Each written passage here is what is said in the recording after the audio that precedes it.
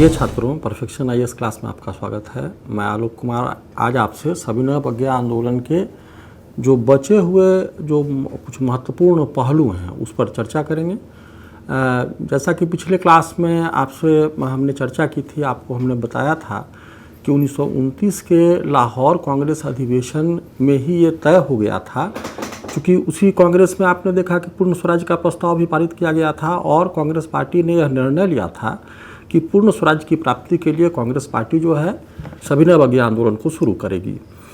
तो फिर कांग्रेस पार्टी ने कांग्रेस कार्यकारिणी समिति को निर्देशित भी किया था कि वो आंदोलन की तैयारी करे, आंदोलन को शुरू करे। और आपने देखा कि इसी माहौल में गांधी जी को सविनय अवज्ञा आंदोलन का नेतृत्व सौंपा जाता है। वस्तुतः 15 फरवरी को कांग्रेस कार्यकारिणी की बैठक साबरमती में हुई, साबरमती आश्रम में संपन्न हुई और उसमें कांग्रेस कार्यकारिणी ने यह तय किया कि सविनय अवज्ञा आंदोलन के चलाने की जिम्मेदारी जो है गांधी जी को सौंपी जाए। और गांधी इसलिए भी पहली पसंद थे क्योंकि गांधी भारत में कांग्रेस पार्टी के सबसे बड़े और सर्वमान्य नेता थे और जन आंदोलनों का इनका काफ़ी पुराना अनुभव भी था। गांधी ने दक्षिण अफ्रीका में कई जन आंदोलनों का नेतृत्व किया था और भारत में भी आपने देखा कि चंपारण में, खेरा में, अहमदाबाद में, ठीक है कि वो जो आंदोलन थे वो थोड़े उतने बड़े आंदोलन नहीं थे, किसी अखिल भारतीय मुद्दे को लेकर के शुरू नहीं किए गए थे। लेकिन गांधी ने फिर भारत में रॉलेक्ट एक्ट जैसे आंदोलन का नेतृत्व किया था, असहयोग जैसा बड़ा आंदोलन गांधी जी के नेतृत्व में चलाया गया था। इसलिए गांधी जो थे वो कांग्रेस के पहले पसंद थे और कांग्रेस पार्टी ने गांधी जी पर आंदोलन को चलाने की जिम्मेवारी सौंपी।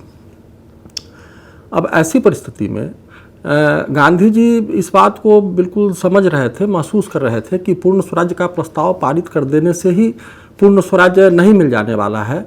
और गांधी समझ रहे थे कि जैसे ही कांग्रेस पार्टी ने इस प्रस्ताव को पारित कर दिया तो अब कांग्रेस पार्टी को है ना कोई बड़ा आंदोलन खड़ा करना होगा।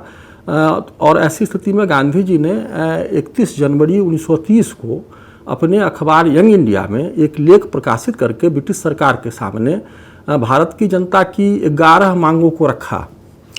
गांधी जी ने इस पत्र के माध्यम से ब्रिटिश सरकार को सूचित किया कि अगर 11 मार्च 1930 तक अगर सरकार इन मांगों को मान लेती है तो फिर गांधी जी के द्वारा कोई आंदोलन शुरू नहीं किया जाएगा। लेकिन अगर सरकार इन मांगों को नहीं मानेगी तो गांधी जी जो है आंदोलन शुरू करेंगे। तो इस तरह से गांधी जी ने अंग्रेजी सरकार को पहले ही है ना इस बात की सूचना दे दी कि वो आंदोलन शुरू करने वाले हैं और इस तरह से आंदोलन का माहौल जो है वो बनना शुरू हो गया था। चूँकि सरकार ने गांधी जी के इस प्रस्ताव पर कोई सकारात्मक रुख नहीं दिखाया, इसलिए गांधी जी ने यह तय किया कि वो 12 मार्च 1930 को अपने अहमदाबाद के साबरमती आश्रम से निकलेंगे और वो डांडी पहुंचेंगे। ये जो अहमदाबाद से डांडी की दूरी जो थी 240 मील की दूरी थी और ये तय हुआ कि ये जो यात्रा है ये 24 दिनों में पूरी की जाएगी। और इस तरह से गांधी डांडी पहुंचते हैं 6 अप्रैल को और 6 अप्रैल को गांधी जी ने डांडी पहुंच करके समुद्र के पानी से नमक बनाया और इस तरह से गांधी ने नमक कानून को तोड़ करके सविनय अवज्ञा आंदोलन को शुरू किया। इस तरह से सविनय अवज्ञा आंदोलन की शुरुआत हो गई। यहाँ एक बात और भी गौर करने की है कि आपने देखा कि भारत की जनता की कई बड़ी बड़ी मांगें थी। अभी आपने 1929 के लाहौर कांग्रेस में देखा कि पूर्ण स्वराज का प्रस्ताव पारित किया गया है, लेकिन गांधी ने जो 11 सूत्री मांगें रखी थी उसमें आज़ादी की मांग, पूर्ण स्वराज की मांग जैसी किसी मांग को गांधी ने अपने इन मांगों में जगह नहीं दिया था। और गांधी ने बड़ी ही होशियारी से नमक को इस आंदोलन का केंद्रीय मुद्दा बना दिया था। एक्चुअली गांधी की दलील ये थी, गांधी का कहना ये था कि ये नमक जो है ये पानी से पृथक नमक कोई वस्तु नहीं है और सरकार इस पर कर लगाकर करोड़ों जनता को भूखा मार सकती है। गांधी का ये कहना था। जब गांधी ने नमक को केंद्रीय मुद्दा बनाया तो गांधी ने ये दलील दी और इसके माध्यम से नमक पर जो करों की बढ़ोतरी की गई थी, गांधी ने पूरी दुनिया का है ना न सिर्फ अपने देश के लोगों का बल्कि विदेश के लोगों के सामने भी अंग्रेजी सरकार के क्रूर और बेरहम चेहरे को बेनकाब करने का काम किया। गांधी ने कहा कि भारत की गरीब जनता जो है वो रोटी नमक खा के भी अपना गुजारा करती है, भात है ना और नमक खा के अपना गुजारा करती है, लेकिन ये अंग्रेजी सरकार जो है इतनी क्रूर है जो भारतीयों के थाली से नमक को भी छीन लेना चाहती है। इस तरह से गांधी जी ने नमक को केंद्रीय मुद्दा बना करके, चूँकि नमक एक ऐसी वस्तु है जिसका इस्तेमाल सब लोग करते हैं, और इस तरह से पूरे भारत को जोड़ने का काम किया। नमक एक ऐसा मुद्दा था जो प्रत्येक भारतीय को प्रभावित कर रहा था, प्रत्येक भारतीयों को अपील करता था। तो यहाँ आपने समझा कि गांधी ने नमक को क्यों इतनी तरजीह दी, इतनी तवज्जो दी। फिर एक बात और भी यहाँ समझने की है कि पूरे दांडी यात्रा के दौरान गांधी ने सैकड़ों सभाओं को संबोधित किया, हजारों कार्यकर्ताओं से बातचीत की, और गांधी ने अपने इस आंदोलन को समझाने का प्रयास किया। गांधी ने जनता को सविनय अवज्ञा का महत्व समझाया, सविनय अवज्ञा की जो सविनय अवज्ञा आंदोलन के कार्यक्रम क्या होंगे ये जनता को बताए, और जनता को गांधी ने सबसे ज़्यादा गांधी जिस बात पर जोर दे रहे थे वो था गांधी का अहिंसा। गांधी सत्य और अहिंसा के पुजारी थे, और गांधी ने लोगों को समझाया, गांधी ने जनता को कहा कि आप समझिए कि आंदोलन जो है किस तरह से प्रभावशाली बनने वाला है। गांधी ने कहा कि भारत में 7 लाख गांव हैं, 7 लाख गाँवों से अगर 10-10 व्यक्ति सत्याग्रही के रूप में अगर नमक कानून को तोड़ना शुरू करें तो किसी भी अंग्रेजी सरकार में या दुनिया की किसी भी सरकार में इतनी ताकत नहीं है कि वो अहिंसक इतनी बड़ी जनसेना पर गोलियां चलाए या उन पर कोई हिंसक कार्रवाई करने की हिम्मत करे। इस तरह से गांधी ने जनता को अहिंसा की सबक दी। गांधी ने कहा कि अहिंसा सर्वोपरि है, और जब तक हम अहिंसा के रास्ते पर चलते रहेंगे तो हमारा आंदोलन जो है उसको दबाना या उसको ख़त्म करना इतना आसान नहीं होगा।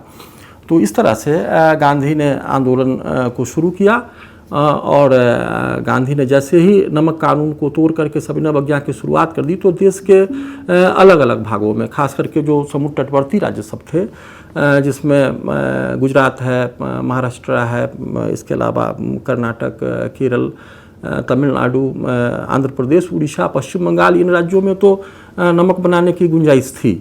और यहाँ के स्थानीय कांग्रेसी नेताओं ने गांधी की तरह ही बड़ी बड़ी यात्राओं का आयोजन भी किया। जैसा कि हमने पिछले क्लास में आपसे चर्चा की थी कि तमिलनाडु में कांग्रेस के एक बड़े नेता सी राजागोपालाचारी ने तिरुचिरापल्ली से वेदारण्यम तक की नमक यात्रा की थी, और हजारों कार्यकर्ताओं ने उनका साथ दिया था। हजारों कार्यकर्ताओं के साथ वो वेदारण्यम पहुँचे, और वहाँ उन्होंने बजाबता नमक बना करके नमक कानून को भंग किया।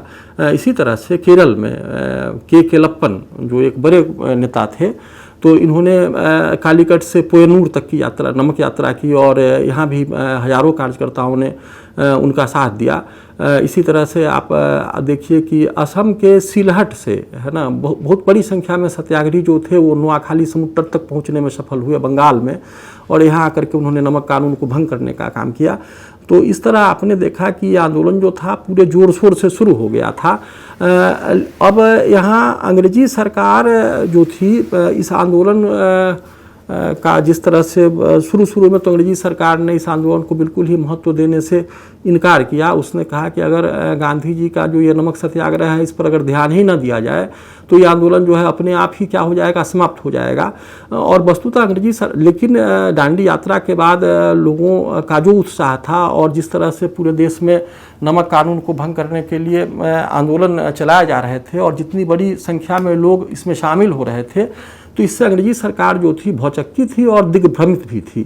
यहाँ भौचक्की कहने का मतलब है कि अंग्रेजी सरकार ने बिल्कुल ऐसा अंदाज़ा नहीं किया था कि आंदोलन जो है इतने बड़े पैमाने पर शुरू हो जाएगा। और दूसरी बात ये थी कि सरकार जो थी वो दिग्भ्रमित इस मामले में थी कि सरकार ये समझ नहीं पा रही थी कि इस आंदोलन को हैंडल कैसे किया जाए, इस आंदोलन से डील कैसे किया जाए। पहली बात तो ये थी कि अगर सरकार, चूँकि ये पूरा का पूरा आंदोलन जो है अहिंसक है, सत्याग्रही जो हैं ये नमक कानून को भंग कर रहे हैं, वो कहीं कोई हिंसा नहीं कर रहे हैं, तो ऐसी स्थिति में सरकार अगर उन पर कठोर दमनात्मक कार्रवाई करती तो बिल्कुल सरकार की बड़ी बेइज्जती होती इससे। और सरकार जो थी जनता की नज़रों में गिर जाती। और अगर सरकार बिल्कुल अगर कोई कार्रवाई ही नहीं करती तो यहाँ आप देख रहे हैं कि अंग्रेजी कानून की धज्जियाँ उड़ाई जा रही है। नमक बनाना और बेचने पर सरकार का एक अधिकार है, जबकि आपने देखा कि नमक सत्याग्रही जो हैं वो धड़ल्ले से समुद्र के पानी से नमक तैयार कर रहे हैं और इस तरह से नमक कानून को तोड़ भी रहे हैं। तो शुरू में सरकार को इस आंदोलन को डील करने में है ना थोड़ा उसको वो तो थोड़ा शंका के माहौल में थी, वो समझ नहीं पा रही थी कि आंदोलन से किस तरह से निपटा जाए। लेकिन अंततः सरकार ने कठोर कार्रवाई करने का निश्चय किया। आप देखिए कि 14 अप्रैल को जवाहरलाल नेहरू को नमक कानून भंग करने के आरोप में गिरफ्तार किया गया। उनकी गिरफ्तारी का पूरे देश में विरोध हुआ। कलकत्ता में, बम्बई में, कराची में उनके गिरफ्तारी के विरोध में बड़े ही उग्र प्रदर्शन हुए। फिर 4 मई को जब महात्मा गांधी को गिरफ्तार किया गया, चूँकि महात्मा गांधी ने अंग्रेजी सरकार को बिल्कुल ये बतला दिया था, कह दिया था कि केवल दांडी यात्रा से ही उनकी जो कार्यवाही है वो ख़त्म नहीं हो जाती है। उन्होंने कहा कि वो धरासना का जो नमक निर्माण का अड्डा है उस पर वो धावा बोलेंगे। और ऐसी परिस्थिति में वायसराय ने महात्मा गांधी की गिरफ्तारी का आदेश दिया। महात्मा गांधी को गिरफ्तार किया गया। महात्मा गांधी के गिरफ्तारी के विरोध में जैसे ही महात्मा गांधी को गिरफ्तार किया गया तो जनता जो थी वो काफ़ी उग्र हो गई।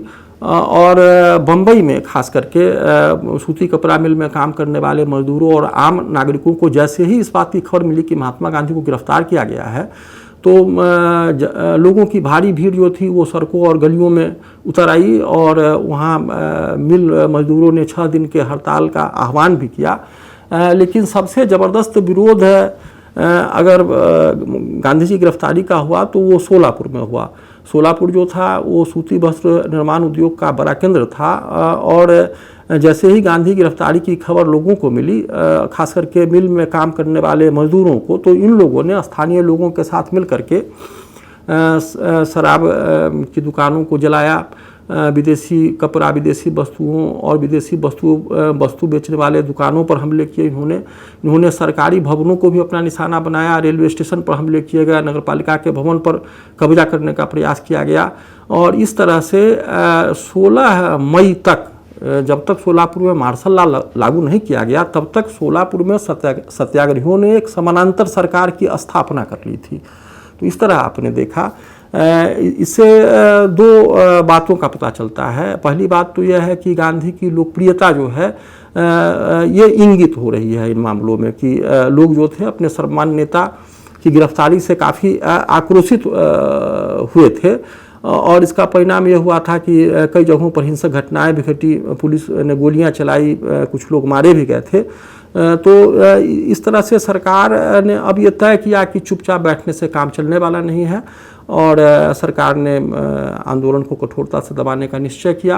और सरकार ने कई आंदोलन को दबाने के लिए, नागरिक स्वतंत्रताओं का हरण करने के लिए, प्रेस की आज़ादी को रोकने के लिए, चूँकि राष्ट्रवादी समाचार पत्र जो थे वो बड़ी ही प्रमुखता से गांधी और सविनय अवज्ञा आंदोलन के बारे में खबरें छापा करते थे, तो सरकार ने कई तरह के प्रतिबंध जो थे वो आरोपित किए। नागरिक अधिकारों में, नागरिक स्वतंत्रता के अधिकारों में कटौती की गई और इस तरह से आंदोलन को कुचलने का प्रयास किया। सभी प्रांतों में जितने भी बड़े कांग्रेसी नेता थे, जो सक्रिय कार्यकर्ता थे, उनको गिरफ्तार किया गया। उनको 6 महीने से 1 साल तक की कारावास की सज़ा सुनाई गई। तो इस तरह आपने देखा कि सरकार ने दमनात्मक कार्रवाई करने का निश्चय किया और बड़े पैमाने पर कांग्रेसी कार्यकर्ताओं को गिरफ्तार किया गया। तो इस तरह ये आंदोलन जो था वो अपने चरम पर चल रहा था। इसी बीच में एक और घटना की चर्चा बहुत आवश्यक हो जाती है। जब भी आप सविनय अवज्ञा आंदोलन के बारे में जानें तो धरासना का जो नमक निर्माणशाला है, तो चूँकि गांधी ने अंग्रेजी सरकार को यह बताया था कि वो धरासना नमक निर्माणशाला पर धावा बोलेंगे और इसी के चलते गांधी जी को गिरफ्तार किया गया था, तो कांग्रेसी कार्यकर्ताओं ने ये तय किया कि 21 मई को, है ना, धरासना नमक निर्माणशाला पर वो धावा बोलेंगे। और इसका नेतृत्व किया सरोजनी नायडू ने। आप जैसा कि आप जानते भी हैं कि सरोजनी नायडू जो है वो कांग्रेस की अध्यक्ष भी बनी हैं, पहली भारतीय महिला अध्यक्ष हैं 1925 में उनको कांग्रेस का अध्यक्ष बनाया गया था। तो सरोजिनी नायडू और गांधी जी के पुत्र मणिलाल गांधी के नेतृत्व में 2000 कार्यकर्ताओं ने धरासना नमक निर्माणशाला पर धावा बोला। वहाँ पुलिस ने घेराबंदी कर रखी थी और पुलिस की घेराबंदी को तोड़ने का प्रयास किया गया और इन प्रयासों में, है ना, लगभग 320 कार्यकर्ता बुरी तरह घायल हुए और 2 कार्यकर्ता मारे भी गए। और एक अमेरिकी पत्रकार मिलर ने, जो इस घटना को कवर कर रहा था, उसने कहा कि साहब इस तरह का दृश्य उसने अपने पूरे करियर में, उसने बहुत सारे जन आंदोलनों को कवर किया था, दुनिया के कई देशों में वो घूमा था, लेकिन उसने कहा कि साहब धरासना का जो दृश्य है ना, उस दृश्य ने उसको बिल्कुल हिला दिया है। इस तरह की सरकार के द्वारा कार्रवाई की गई। तो आपने देखा कि सविनय अवज्ञा आंदोलन जो है अपने पूरे जोर पर है और कांग्रेसी कार्यकर्ताओं का, सत्याग्रहियों का मनोबल जो है वो काफ़ी ऊंचा भी है। जहाँ तक अलग अलग प्रांतों में आंदोलन को किए जाने का सवाल है, तो जो समुद्र तटवर्ती राज्य थे वहाँ बड़े पैमाने पर नमक का निर्माण किया गया। इसके अलावा विदेशी वस्तुओं, विदेशी वस्त्रों और शराब के ठेकों पर धरना दिया गया और ये जो कार्यक्रम थे वो लगभग सभी जगहों पर चलाए जा रहे थे। इसके अलावा उत्तर भारत के इलाके में जहाँ जो वैसे राज्यों समुद्र तटवर्ती नहीं थे, जहाँ नमक बनाने की गुंजाइश नहीं थी, तो वहाँ अन्य तरीके से सरकारी नियमों को तोड़ने का अभियान चलाया गया। उसका एक तरीका है चौकीदारी टैक्स नहीं देना। जैसे बिहार में मई महीने में चौकीदारी टैक्स नहीं देने का आंदोलन शुरू हुआ और चौकीदारी टैक्स जो था ये जनता को देना पड़ता था, लेकिन ये चौकीदार जो थे इनकी भूमिका जो थी बड़ी ही राष्ट्रीय आंदोलन के दृष्टिकोण से अच्छी नहीं कही जा सकती थी।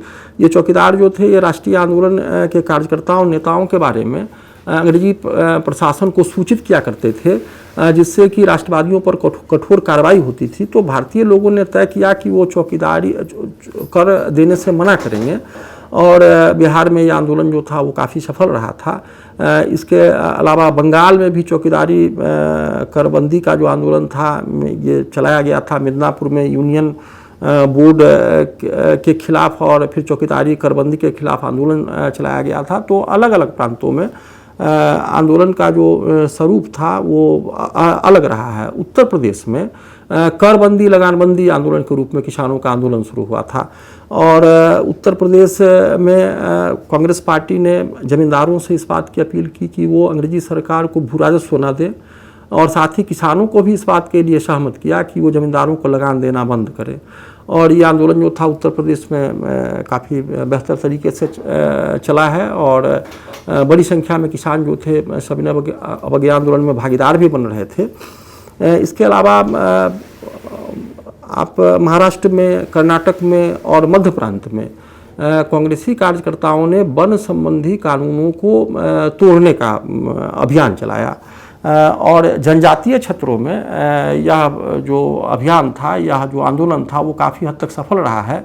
अंग्रेजी सरकार ने पूरे के पूरे वन क्षेत्र को सुरक्षित क्षेत्र घोषित कर दिया था और किसी भी व्यक्ति को उसमें प्रवेश करने की बिल्कुल ही अनुमति नहीं होती थी और अगर कोई व्यक्ति वन में जाकर के अगर कोई वनोत्पाद प्राप्त करना चाहता तो उसको कर देना पड़ता था। तो यहाँ जनजातियों के द्वारा ये इस वन कानूनों का विरोध किया गया। तो अलग अलग क्षेत्रों में आंदोलन का अलग अलग स्वरूप रहा है। असम में अगर आप देखें तो असम में वहाँ के छात्रों ने सर्कुलर जो आदेश था, उसका विरोध किया और उनका कहना ये था कि साहब ये जो है ये अपमानजनक है। एक्चुअली कनिंघम सर्कुलर में उसको कनिंघम सर्कुलर कहते हैं। कनिंघम सर्कुलर में छात्रों को इस बात के लिए बाध्य किया जा रहा था कि वो है ना अच्छे आचरण का प्रमाण पत्र प्रस्तुत करें। मतलब सीधे इसका मतलब था कि वैसे छात्र जो राष्ट्रीय आंदोलनों में शरीक होते हैं तो उनको डिस्क्रिमिनेट करने जैसी बात यहाँ होती, इसलिए छात्रों ने इस बात का विरोध किया। फिर पेशावर की घटना के बारे में भी मैंने चर्चा की थी आपसे कि किस तरह से 23 अप्रैल को पेशावर में स्थानीय कांग्रेसी नेताओं की गिरफ्तारी के विरोध में जो आंदोलनकारी थे वो उग्र हुए थे और उन लोगों ने पेशावर शहर पर ही कब्जा कर लिया था। तो और इस पेशावर के आंदोलन का नेतृत्व खान अब्दुल गफ्फार खां के द्वारा किया गया था। तो इस तरह आपने देखा कि आंदोलन जो था वो पूरे जोर शोर से चल रहा था।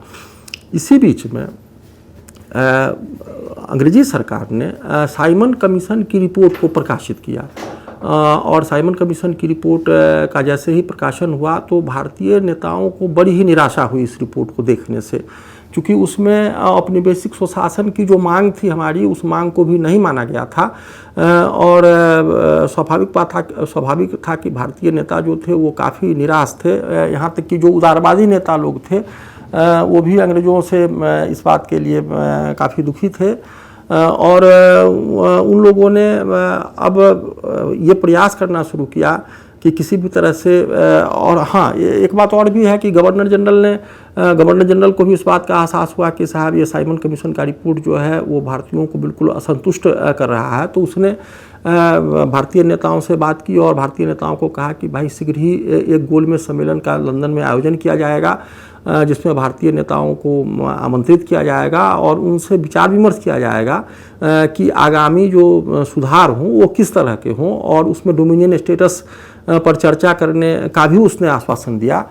तो इसका परिणाम ये हुआ कि अब जो भारतीय नेता लोग थे तो और अंग्रेजी सरकार इस बात को भी बिल्कुल समझ रही थी कि जब तक कांग्रेस पार्टी जो है गोलमेज सम्मेलन में हिस्सा नहीं लेती है तब तक भारत की राजनीतिक समस्या, संवैधानिक समस्या का समाधान होने वाला नहीं है। क्योंकि कांग्रेस पार्टी जो है भारत की सबसे बड़ी पार्टी है, सबसे बड़ी जनाधार वाली पार्टी है। तो ऐसी स्थिति में कांग्रेस को संतुष्ट किए बिना भारत के लिए कोई भी सुधार जो लाया जाएगा वो बहुत अधिक प्रभावी नहीं हो सकता है। तो अब कांग्रेस पार्टी से वायसराय ने मेल जोल करनी शुरू की और इसी क्रम में आपने देखा कि मोतीलाल नेहरू और जवाहरलाल नेहरू दोनों को यरबदा जेल स्थानांतरित किया गया, जिससे कि गांधी जी से वो बातचीत कर सके इन मुद्दों पर। और अंततः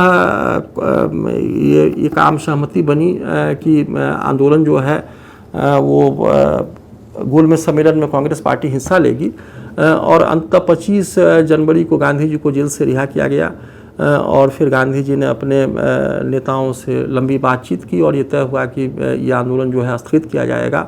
तो इस तरह से आपने देखा कि 5 मार्च 1931 को गांधी-इरविन समझौता हुआ और जिस समझौते के द्वारा ये तय हुआ, समझौते की शर्तें क्या हैं इसको थोड़ा गौर से देखने की ज़रूरत है।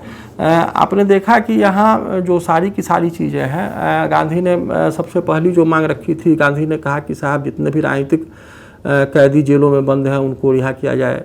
ये गांधी जी की पहली मांग थी। इसके अलावा गांधी ने और भी कई मांगें रखी थी सरकार के सामने। उसने कहा कि साहब आंदोलन के दौरान जिन कार्यकर्ताओं के संपत्ति को जब्त किया गया है उसको रिलीज़ किया जाए, जो भी आर्थिक दंड लगाया गया है उसकी वसूली न की जाए, जो भी ज़मीनें किसानों की जब्त कर ली गई है वो किसानों को वापस लौटाई जाएँ। वैसे सरकारी कर्मचारी जिन्होंने आंदोलन के दौरान अपनी नौकरियों से त्यागपत्र दे दिया है उन पर भी सहानुभूतिपूर्वक तरीके से विचार किया जाए। और ये सारी कांग्रेस की मांगें थी और बदले में कांग्रेस ने कहा कि वो तत्काल आंदोलन को स्थगित करती है और द्वितीय गोलमेज सम्मेलन में वो हिस्सा लेगी। तो फिर आपने देखा यहाँ कि गांधी ने एकाएक क्या किया है, आंदोलन जो है अपने पूरे जोश खरोश में है, असहयोग आंदोलन की तरह ही गांधी ने आंदोलन को फिर से क्या किया है, वापस किया है। और स्वाभाविक बात है कि इसकी काफ़ी कड़ी प्रतिक्रिया भी हुई है। जिस तरह से असहयोग आंदोलन के दौरान गांधी पर है ना कई आरोप लगे थे, गांधी को बुर्जुआओं का नेता कहा गया था, तो इस बार भी गांधी पर बिल्कुल वही आरोप लगाया गया है। कहा यह गया है कि जो व्यवसायी वर्ग के लोग हैं उनका गांधी पर दबाव था कि आंदोलन को वापस लिया जाए, इसलिए गांधी ने आंदोलन को वापस लिया है। लेकिन सच्चाई यह है कि गांधी की रणनीति भी है संघर्ष विराम संघर्ष की रणनीति। अगर आप इस आंदोलन के भी समय को देखिए तो ये आंदोलन भी जो है पिछले 1 साल से चलाया जा रहा है। और आप जानते हैं कि जन आंदोलनों की आयु जो होती है वो बहुत सीमित होती है। चूँकि कार्यकर्ताओं और नेताओं के तो सहन करने की शक्ति है, क्षमता है, लेकिन आम आदमी जो है उतना सहनशील नहीं होता है, वो लगातार कष्टों को नहीं झेल सकता है। इसके अलावा एक चीज़ और भी है कि इस आंदोलन में व्यवसायी वर्गों का गांधी को भरपूर सहयोग और समर्थन मिला था, लेकिन पिछले 1-1.5 साल से बहिष्कार का जो कार्यक्रम चलाया जा रहा था, इससे व्यवसायी वर्ग के लोगों को काफ़ी घाटा उठाना पड़ रहा था और धीरे धीरे उनकी भागीदारी जो थी वो घटती जा रही थी, कमती जा रही थी। किसान भी लगभग थक रहे थे। तो ऐसी परिस्थिति में गांधी ने आंदोलन को वापस लिया, गांधी ने आंदोलन को विड्रॉ कर लिया यहाँ, और गांधी ने यह तय किया कि वो गोलमेज सम्मेलन में, द्वितीय गोलमेज सम्मेलन में हिस्सा लेने जाएंगे। तो इस तरह आपने देखा कि ये आंदोलन जो है, ये आंदोलन अपने चरम पर पहुंचने में सफल हुआ। और जो समझौता गांधी के द्वारा हुआ है तो ये आंदोलन के स्थगन का समझौता है, आंदोलन के समाप्ति की घोषणा नहीं है। कहने का मतलब है कि गांधी जब भी चाहें तो आंदोलन को दोबारा शुरू कर सकते हैं। तो इस तरह आपने सविनय अवज्ञा आंदोलन को देखा। इसके अलावा एक चीज़ और भी है कि जब सविनय अवज्ञा आंदोलन का मूल्यांकन किया जाएगा तो इसका मूल्यांकन किस रूप में किया जाना चाहिए। सबसे पहले तो आप इस बात को जान ही रहे हैं कि यह आंदोलन जो है वो शुरू हुआ था आपको पूर्ण स्वराज्य की प्राप्ति के लिए इस आंदोलन को शुरू किया गया था। तो यह तो बिल्कुल सही है कि पूर्ण स्वराज्य की प्राप्ति तो नहीं हो सकी, लेकिन इस आंदोलन में जो जन भागीदारी है वह पिछले आंदोलनों के सारे रिकॉर्ड को ध्वस्त करती है। आपने देखा कि इस आंदोलन में लगभग 1 लाख लोगों को गिरफ्तार किया गया और उनको जेलों में रखा गया था। इसके अलावा एक चीज़ और भी देखने वाली है कि इस आंदोलन के दौरान विदेशी जो आयातित वस्तुएं थी तो उनमें काफ़ी गिरावट आई थी, लगभग 1/3 वो घट गया था। इसके अलावा शराब के ठेकों पर जो बहिष्कार का आंदोलन चलाया जा रहा था या फिर भू राजस्व वसूली में जो दिक्कत पैदा हो रही थी, इससे सरकार की आमदनी पर काफ़ी बुरा प्रभाव पड़ा था। इसके अलावा इस आंदोलन ने हिंदुस्तान के एक बहुत बड़े तबके को राजनीतिक रूप से जागरूक करने का काम किया। असहयोग आंदोलन के दौरान आपने देखा कि असहयोग आंदोलन का ज़्यादा प्रभाव जो था वो शहरों तक सीमित था और उसका नेतृत्व जो था वो मध्यवर्गीय नेतृत्व था। लेकिन आप इस आंदोलन को देखिएगा कि ये आंदोलन जो था गांव और कस्बों तक फैला था और गांव में रहने वाला जो निरक्षर किसान था अब उसके मन में भी एक ख्वाहिश थी कि वो कांग्रेस पार्टी का कार्यकर्ता बने और कांग्रेस के आंदोलन में अपनी हिस्सेदारी मजबूती के साथ अपनी हिस्सेदारी को निभा सके। इसके अलावा कुछ और भी उपलब्धियां हैं इस आंदोलन की। इसने महिलाओं को, इस आंदोलन में महिलाओं की बड़ी भूमिका रही है। इस आंदोलन में आप देखें कि 6000 महिलाएं तो जेलों में गई इस आंदोलन के दौरान और गांधी जी ने महिलाओं को निर्देश भी दिया था। गांधी जी ने कहा था कि उनका मुख्य काम होगा विदेशी वस्तुओं, शराब की दुकानों, अफीम के ठेकों पर धरना देना और इस तरह से बहिष्कार के कार्यक्रम को सफल बनाना। महिलाओं ने न सिर्फ इन दुकानों पर धरना दिया बल्कि लोगों को है ना इसके दुष्प्रभावों को भी समझाने का प्रयास किया। तो इस तरह से गांधी जी ने अपने इस आंदोलन में महिलाओं को जोड़ करके महिलाओं को राजनीतिक नेतृत्व प्रदान करने का भी प्रयास किया और महिलाएं जो थी घर की चारदीवारी के बाहर निकली और अब राजनीतिक जीवन में उनकी भूमिका बननी शुरू हुई।